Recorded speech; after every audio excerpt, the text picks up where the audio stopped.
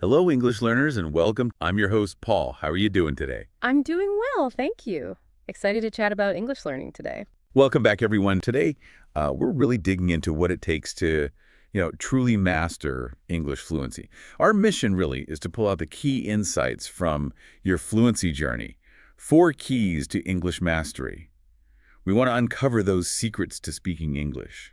Well, like a native, not just getting the grammar right. Yeah, and honestly, this is it's a great way to get up to speed quickly on something that affects so many learners, right? Because it really is about so much more than just, memorizing grammar rules. That's often where people get bogged down. Right, overwhelmed. Exactly. We're looking at the whole picture here. Okay, so let's unpack this first key then. Yeah. The source says a really crucial thing for fluency is knowing your personal opinion. It really hammers home being able to, organize your thoughts and just confidently say what you think about, well, anything.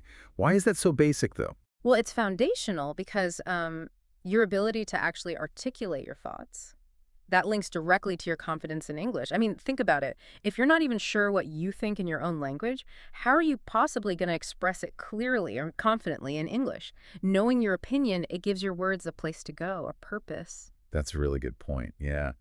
And the source uses this quote from Krista Rasmussen, which kind of drives it home. Do not let someone else's opinion of your dreams become your reality. Let your vision become your reality. That's powerful. And it applies so directly to your English journey, doesn't it? It really stresses the importance of not just having an opinion, but owning it, putting it out there. You have valuable ideas, unique perspectives. They need to be heard. Don't wait for someone else to speak first. Your voice really matters. And then you've got Benjamin Bradfoot's take. Opinion matters, especially if it's supported by facts and observations. So it's not just any opinion then. Not at all, no. That really highlights that you need to be able to back up your ideas in English. It's about building credibility, trust in your communication.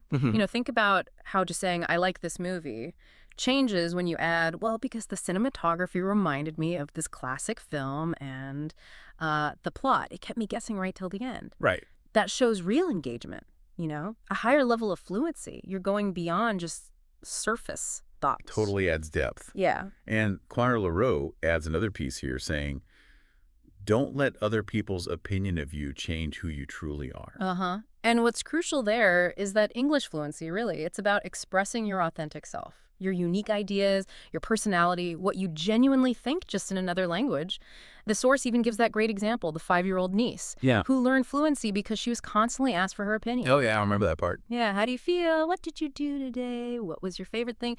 Just constantly asking for her view, and that built her confidence, her ability to actually put her own thoughts into words. So what's the bottom line here for you, the listener? It means your unique perspective is absolutely vital. It's what makes your English truly yours. Okay, so if the first key is about finding your voice, this next one, well, it might seem a bit surprising at first, but it's apparently super powerful for fluency, learning how to tell a good story. Yeah, it might seem a bit out of left field, maybe. Yeah. But think about it. Storytelling is, it's ancient. Among the oldest forms of communication, right? Before writing even existed. Like R.S. Collins says, storytelling is the commonality of all human beings in all places and all times. It's just universal. It connects us all. That makes sense.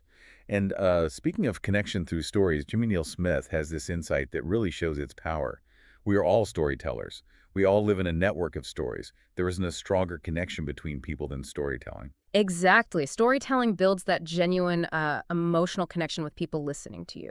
When you can sort of weave a narrative around your experiences, your communication just feels way more fluent, more natural than if you're just, obsessing over perfect grammar. It goes beyond just swapping information to, well, a deeper kind of engagement. That's really interesting, and it actually makes me think of that Native American proverb, tell me the facts and I'll learn. Tell me the truth and I'll believe. But tell me a story and it will live in my heart forever. I love that. And the implications for you as an English learner are huge there. Think about the progression. You start out maybe giving facts. My name is X, I live in Y. Beginner stuff, maybe intermediate. Then you move to supporting your answers. I think this because of A, B, and C. Okay, intermediate, maybe upper intermediate. But when you start telling stories, that's when you really hit advanced fluency. You're not just giving info anymore. You're connecting emotionally. You're making what you say memorable, engaging. It's about making an impact. Okay, on to the third point, and this one. Oh boy, this one hits home for so many learners, I think. Accepting your mistakes and just keeping going. It's such a huge source of discouragement, isn't it, when you're trying to learn English? Oh, absolutely. Feeling frustrated, totally normal. But it's something you just have to get past by, well, accepting those mistakes. They're not failures, really. They're more like data points, information for next time. That reminds me of that Einstein quote. Anyone who has never made a mistake has never tried anything. And learning a language is definitely trying something new and difficult. You nailed it there. That is so true for language learning. Mistakes aren't just, natural. They're absolutely necessary if you want to move forward. You literally cannot progress without making them. They're basically your teachers. Hmm. And Salvador Dali had a great take on this too. It feels relevant. And artists have no fear of perfection. You'll never reach it. Exactly. I mean, even native English speakers, we make mistakes all the time. We don't speak perfectly because, well, we're human. Honestly, I still trip over my words sometimes, especially like first thing in the morning. Me too. So expecting perfection in a language you're learning, it's setting yourself up for failure, isn't it? It makes you wonder, like, why are we so much harder on ourselves when learning a language? Yeah. The key is don't worry about being perfect. Just focus on expressing yourself, confidently. People will be fine with your mistakes. More importantly, you have to be okay with them. That leads nicely into this George Bernard Shaw quote.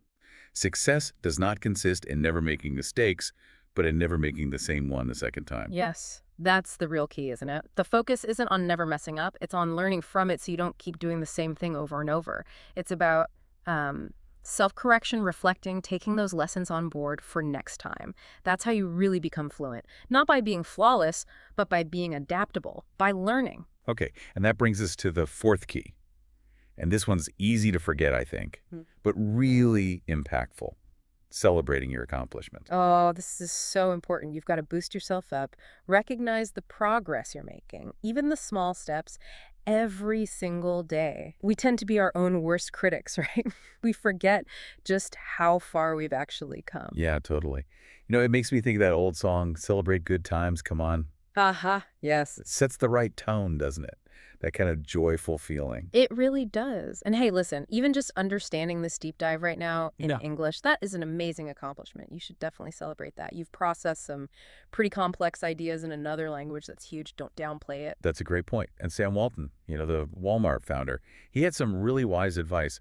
Celebrate your success and find humor in your failures. That's really profound.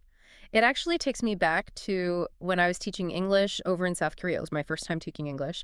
And I wanted everything to be just perfect. If I made a mistake writing on the board or maybe mispronounced something, it would eat me up inside. Oh, I can imagine. But, over time, I kind of learned to just find the humor in it, laugh it off, correct myself, move on. And what was really fascinating was as I started celebrating my own little successes and laughing at my mistakes, my students started doing it too. Oh. Yeah, it just created this much more positive, effective learning space where mistakes weren't scary. They were just part of the journey, not roadblocks. That's a powerful shift. Yeah. And Mia Hamm, the soccer player, she put it perfectly. Celebrate what you've accomplished, but raise the bar a little higher each time you succeed. That's the sweet spot, isn't it? You acknowledge the win, you give yourself that pat on the back you deserve, Lying. and then you use that good energy, that momentum to keep pushing, keep improving. It's not about getting complacent.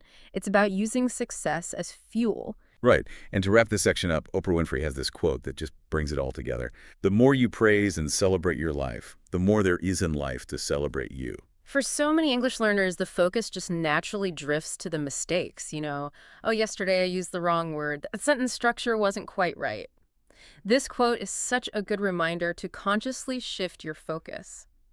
Look away from those little slips and look at all the amazing things you have accomplished on your English journey. Just showing up, listening, trying, you're doing great things, acknowledging that. It changes everything. And you know what? Now it's story time because I want to share something quite personal, actually, but really encouraging. It's about one of my absolute favorite students. So I was teaching this class in South Korea, mostly filled with what we call AMAs, middle-aged women, right? Okay. And there was this one woman, maybe 57, just incredibly hardworking, always came prepared, always so enthusiastic. But despite all that effort, she was really, really struggling to improve her English level. Oh, that's tough. So what happened? Well, the tough part was, at the end of the term, Her English just wasn't quite there for the next level, Mm. and I had to fail her for the second time. Oof. Second time. Yeah. And when she found out, she came to class just completely heartbroken, crying, saying she was just going to give up. Oh, wow. How did you handle that? My heart just broke for her, you know. I gave her a hug, and I just tried to reassure her, saying, look, this isn't about how smart you are.